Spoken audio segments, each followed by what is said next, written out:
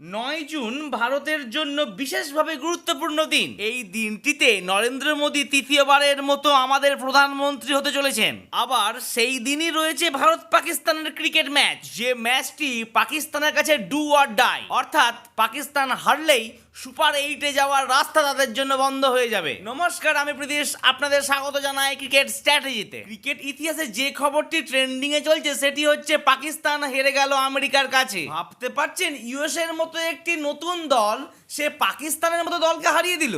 ম্যাচটিতে প্রথমে পাকিস্তান ব্যাট করে রান করে 20 ওভারে 159। তারপর আমেরিকান দলের লক্ষ্য তাড়া করতে নেমে তারাও 20 ওভারে 159 রান করে ফেলে। এই কারণে ম্যাচটি সুপার ওভারে চলে যায়, আর সেইখানেই মার্কিন দলের বাজিমাত 5 রানে পাকিস্তানকে পরাজিত করে দিল। সুপার ওভারে ইউএসএ রান করেছিল 18 আর পাকিস্তান মাত্র 13 রান করে। কারা যেন বলছিল বিরাট কোহলি নাকি লুকিয়ে লুকিয়ে পাকিস্তানের ম্যাচ দেখতে এসেছিল, তাই নাকি তাদের এই অবস্থা। পাকিস্তানকে হারানোর ফলে গ্রুপ এ তে টপ দল হয়ে যায় ইউএসএ। অর্থাৎ পাকিস্তান যদি ভারতের কাছে হেরে যায় আর আয়ারল্যান্ডকে যদি ইউএসএ হারিয়ে দেয়, তাহলেই পাকিস্তানকে টাটা বাই বাই বলে দেবে, পাকিস্তানের বিদায় এই টি-20 ওয়ার্ল্ড কাপ থেকে। মানে যেন তেন প্রকারানো ভারতকে হারাতেই হবে।